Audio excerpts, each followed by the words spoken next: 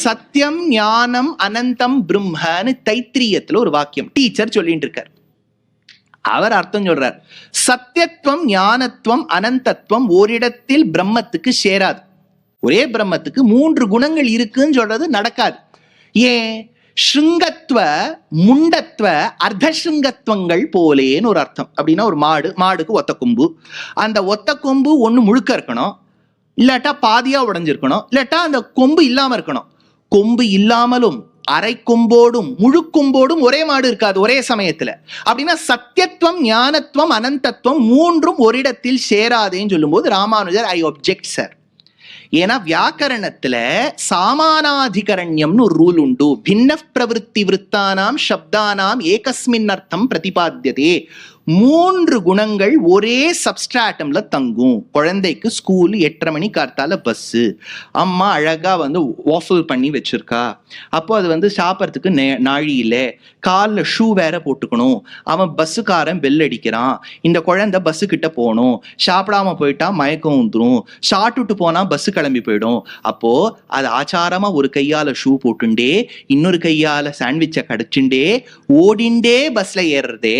அப்ப கடிப்பதும் ஓடுவதும் அதை பார்த்து நடப்பதும் ஒரே சமயத்துல இருக்கும்போது பரபிரம்மத்துக்கு சத்தியத்துவம் ஞானத்துவம் அனந்தத்துவம் ஒரு இடத்தில் சேராதான்னு வியாக்கரண ரூலை வச்சுக்க. இல்லைன்னு என்ன ஆகும்? இப்பதான் ப்ராப்ளம். இப்பதான் டீச்சர் என்ன பண்றாரு பாருங்க, இந்த ஸ்டூடெண்ட் கொன்னுடணும். அதான் பாருங்க, இவ்வளவு பெரிய கிரைம் கான்ஸ்பிரசி துரந்தர் மாதிரி ஒண்ணு உருவாயிருக்கப்போ, அதனால கொன்னுடலாமா அப்படின்னு நினைக்கும் போது அதுக்கு ஏதாவது ஒரு பிளான் போட வேண்டாமா? எல்லா பக்கத்துலயும் சிசிடிவி கேமராவா வச்சிருக்கா. இது எங்க வைக்கலேன்னு பார்த்துருக்காருன்னா, இந்த துபாய்லேருந்து அபுதாபி ஒரு டிஸ்டன்ஸ், அது ரோட்லயே போயிடலாம். ஏன்னா கூட்டுன்னு போனவர் உபன்யாசம் முடிச்சுட்டு அபுதாபியில உபன்யாசம், வண்டி என்னாச்சு பறக்கிறது. ஏறக்குறை தேழ எனக்கு புஷ்பக விமானத்துல போற மாதிரியே இருக்கு. அப்படியே பறக்கிறது. கொஞ்ச நாழியானோன்னு நார்மல் ஆயிடுறது, திரும்பி பறக்கிறது, நார்மல் ஆயிடுறது. நான் கேட்டேன், என்ன சுவாமி என்ன எப்படி நடக்கிறது? எனக்கு எங்கெல்லாம் கேமரா வச்சிருக்கான்னு தெரியும். கேமரா இல்லாத இடமா பார்த்து ஓடுறேன். அவ்வளவு சாமர்த்தியமா அவர் ஓட்டினார் என்னுடைய சாரதி. அதனால இவர் பார்த்தாரு, எங்க சிசிடிவி இல்லைன்னா கங்கையில இல்லை. கங்கை கரையில சிசிடிவி கேமரா இல்லையா 1000 வருஷத்துக்கு முன்னாடி. அதனால ஸ்டூடெண்ட் இங்கேந்து கூட்டுன்னு போயிட்டோம்னா, அதனால அங்க பாலிடிக்ஸ் லோக்கல் சேனல்லாம் இங்க கவர் பண்ண மாட்டா. மத்ராஸ் சே ஆயா ஹை பதா நஹீ ஏ கௌன் ஹைன்னு சொல்லிடுவா. அதனால ஸ்டூடெண்ட் எல்லாம் கூட்டுன்னு அங்க போயிருக்காரு. இப்ப வட திசைக்கு போயிருக்கார், கங்கை கரையை நோக்கி போயிருக்கார். சத்தியான க்ஷேத்திரம் கங்கை. நான் இப்படி சொல்லும் போது நீங்க உடனே ஒரு காவேரிக்கு பெருமை இல்லையான்னு கேட்கக்கூடாது. கங்கையை பத்தி சொல்லும் போது கங்கையை பத்தி சொல்லணும். வருணா அசின்னு 2 கிளை நதிகள் சேரக்கூடிய இடம்தான் வாரணாசி. அசி வருணா மத்தியே அக்ரூர பூஜிதேன்னு தீட்சிதர் வாழுடைய சாகித்யம். அந்த இடத்துல மட்டும் தெற்குலேந்து வடக்குக்கு போவோம் கங்கை. ரொம்ப வசதி. தெற்குலேந்து வடக்குக்கு போகக்கூடிய நதியில ஸ்நானம் பண்ணா அவ்வளவு வசதி. நைல் நதின்னு ஒண்ணு உண்டு பாருங்க, இதுல ஆப்பிரிக்கால அது தெற்குலேந்து வடக்குக்கு போகும். ரொம்ப வசதி அந்த மாதிரி நதிகள்லாம். அதனால இவரை கூட்டுன்னு போயிருக்கா, எல்லாரும் போயிருக்கா. அந்த போற இடத்துல என்ன நடந்தது? முதல்ல கங்கைக்கு நமஸ்காரம் பண்ணிட்டு அப்புறம் அந்த அந்த இப்படி பாஷ்யக்காரர் பொழைச்சு வந்தாருன்னு பார்க்கலாம்.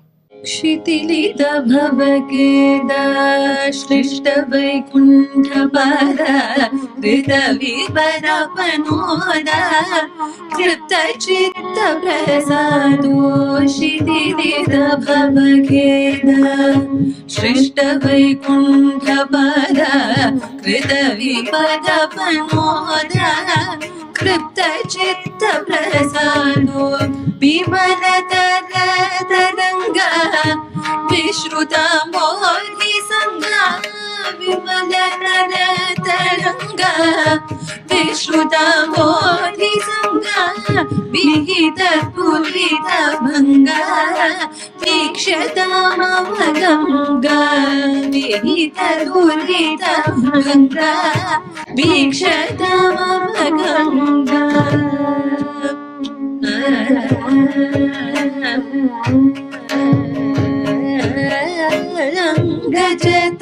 गजतादमोदे असि वरुणा मध्ये गजतादमोदे असि वरुणा मध्ये अक्रूर पूजिते अखिल जनानन्दे सकल तीर्थमूले सद्गुरु गुहलीले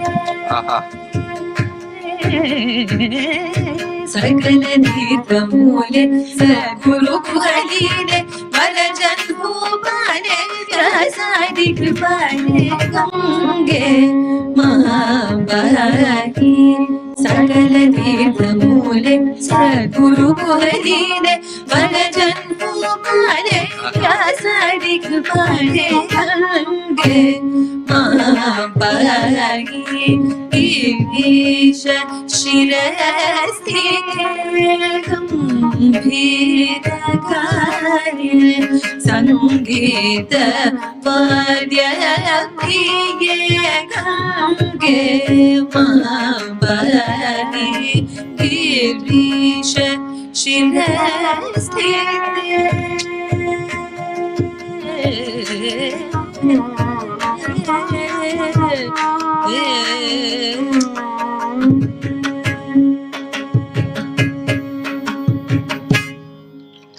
गीता गंगा च गायत्री गोविंदे च हृदि स्थिते चतुर्गगार संयुक्ते पुनर्जन्मन विद्यते சுபாஷிதம். அந்த கங்கைக்கு ககாரமான கங்கைக்கு அப்பேற்பட்ட பெருமை, கோவிந்த நாமாக்கு அப்பேற்பட்ட பெருமை. கங்கே கங்கே கங்கே கங்கா கங்கான்னு சொன்னாலே அவ்வளவு புண்ணியம்.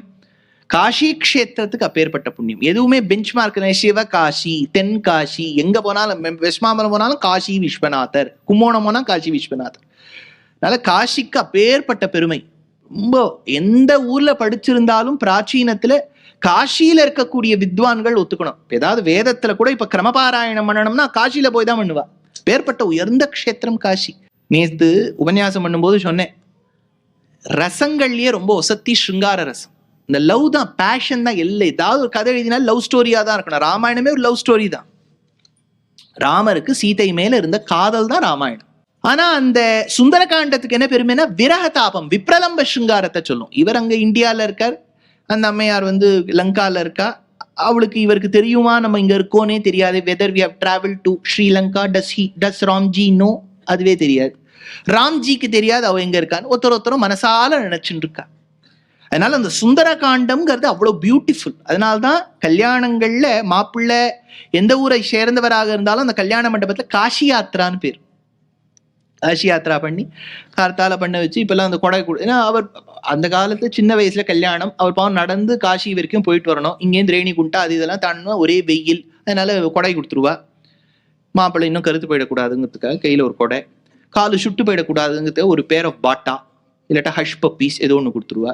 அப்புறம் கையில ஒரு விசிறி அதை கொடுத்துருவா, எல்லாம் கொடுத்துருவா. அப்புறம் அவருக்கு நாயகி கிட்டேருந்து பிரிஞ்சிருக்கோங்கிற அந்த தாபம் இருக்கப்படாதுங்கிறதுக்காக சுந்தரகாண்டம் கொடுத்துருவா. இது எல்லாத்தையும் எடுத்துன்னு பாவம் மாப்பிள்ளை போயிட்டு வரணும். இப்போ அந்த இது மாதிரி எடுத்தோம். மாப்பிள்ளைக்கே கிட்டத்தட்ட சஷ்டப்த பூர்த்திக்கு கொஞ்சம் வருஷம் முன்னாடி கல்யாணம்.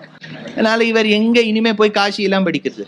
அதனால அதுக்கு ஒரு சும்மா ஒரு நல்ல ஒரு பியூட்டிஃபுல் செரிஷபிள் மெமரி இருக்கணுங்கிறதுக்காக அந்த கல்யாண மண்டபத்தையே நீங்க தோரணமா வச்சுன்னு இங்கேருந்து காஷி 10 அடி தான் காஷி வந்துடும். அதனால மாமனார் போய் கன்வின்ஸ் பண்ணணும். இந்த மாதிரி 2-3 இப்ப கல்யாணத்துல உபன்யாசம் பண்ணும்போது அவள்லாம் விதேசத்துலேருந்து அவ சொல்லிட்டா, please explain every ritual for us.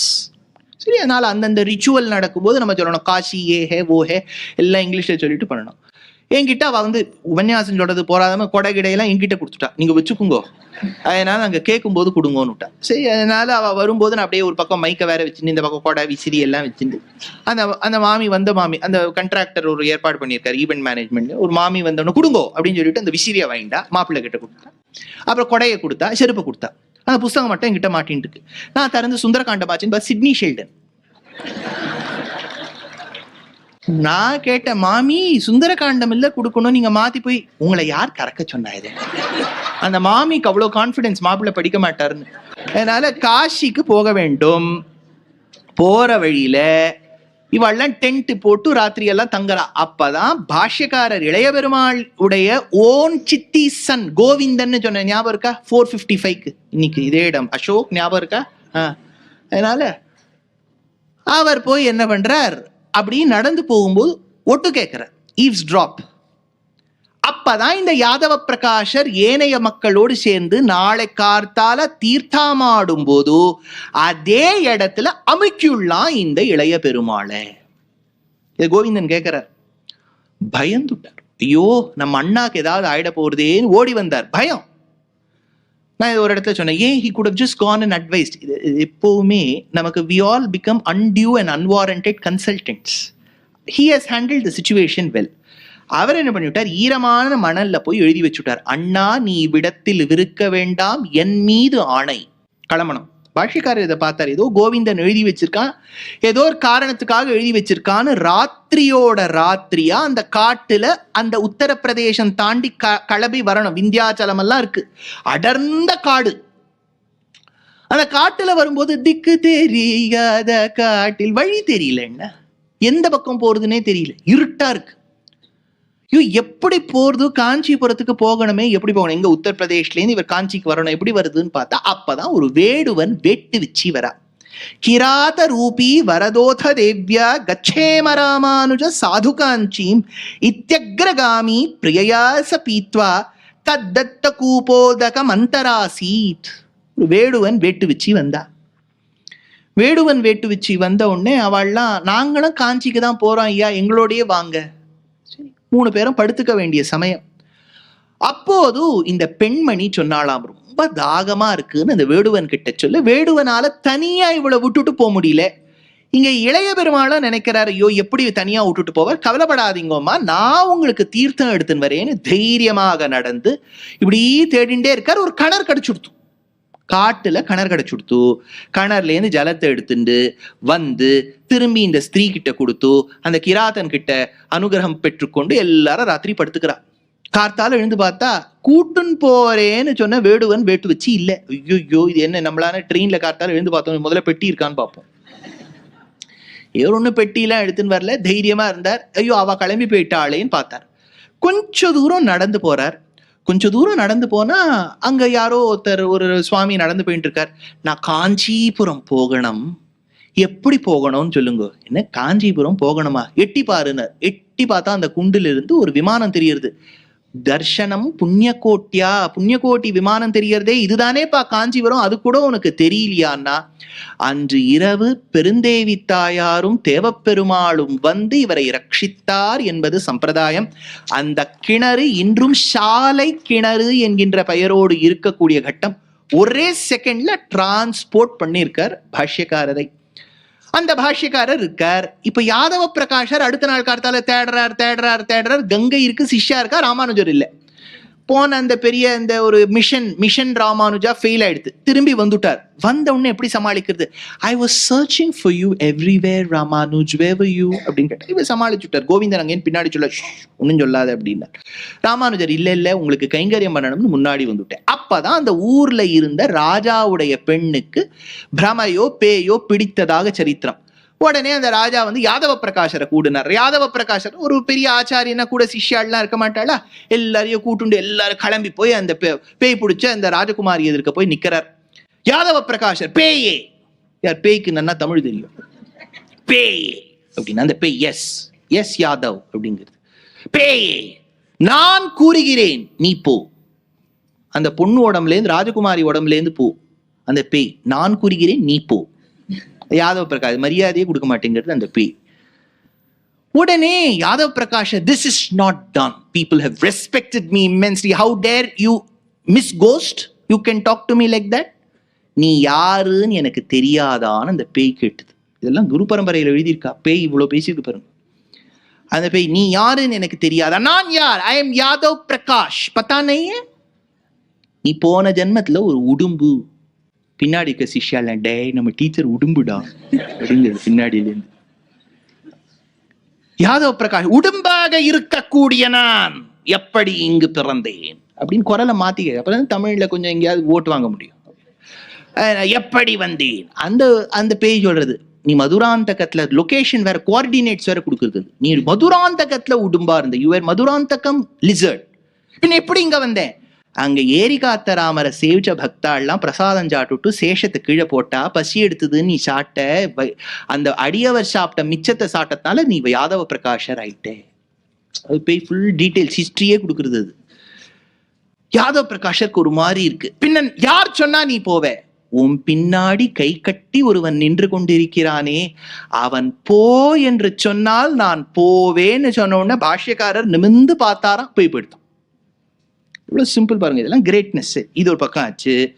இது ரொம்ப இந்த மாதிரி இவா 2 பேருக்கும் டீச்சருக்கும் ஸ்டூடெண்ட்க்கும் ஸ்கர்மிஷஸ் இருந்ததுனால ராமானுஜர் ஸ்கூல் போறதை நிறுத்திட்டார்.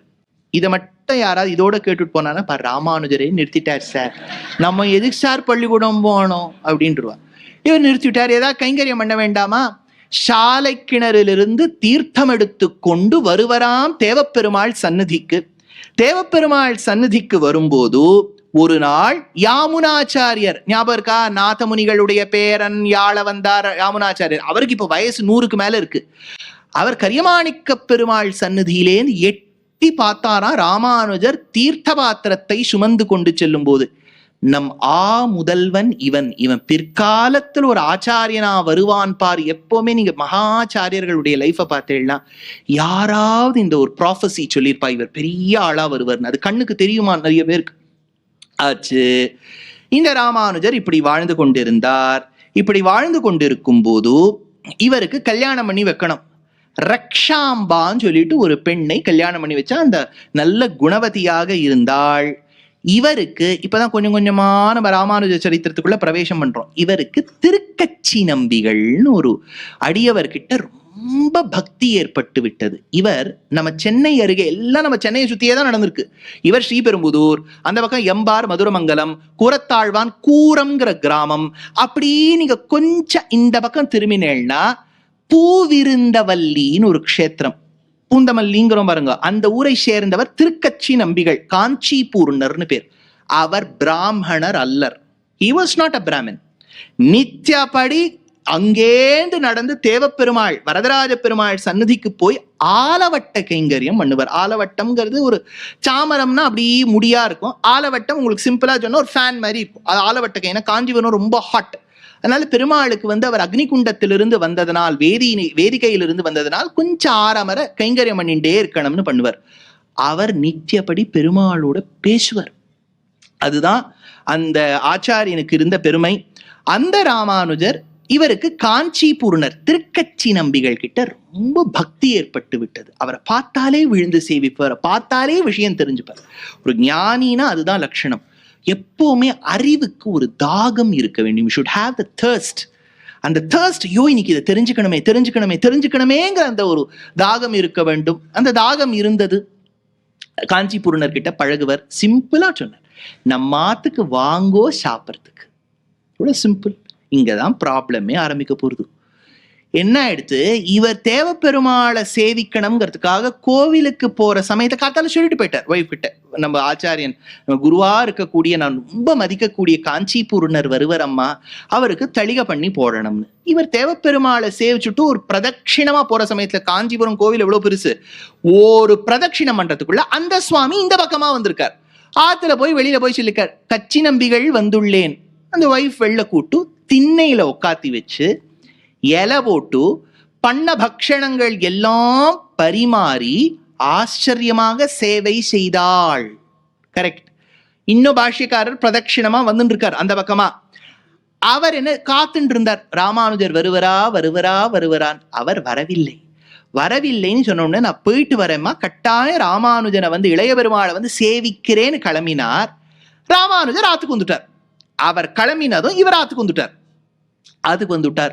ரக்ஷமாம்பா வந்தாரா எங்க ஆச்சாரியன்? வந்தார், இருங்கோ அப்படின்னு சொல்லிட்டு குச்சியால் அவர் சாப்பிட்ட இலைய தள்ளினாளாம்.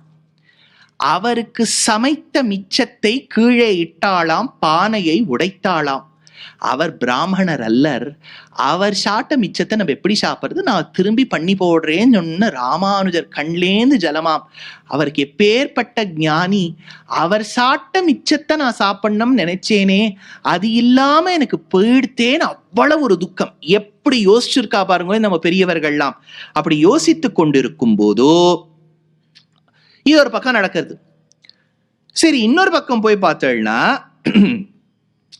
ராமானுஜருக்கு ஒரு ஆச்சாரியன் கிடைக்கணும். இப்பதான் ஸ்கூல் நிறுத்திட்டாரு, கொஞ்ச நாளைக்கு முன்னாடி ஸ்கூல் நிறுத்திட்டார். யார்கிட்ட போய் படிக்கலாம்னா இந்த ஆளவந்தார்னு 100 வயசுக்கு மேல ஒருத்தர் இருக்காரு, அவர்கிட்ட போய் படிக்கலாம். இவர் காஞ்சிபுரத்துல இருக்கார், அவர் ஸ்ரீரங்கத்துல இருக்கார். போயிடலாமே, என்ன, you can just take the highway, just go through the toll and you can reach in just a few hours. முடியாதே, நடந்து போகணுமே, இவள்லாம் என்ன ராஜாவா, அதனால எப்படி நடந்து போறார்.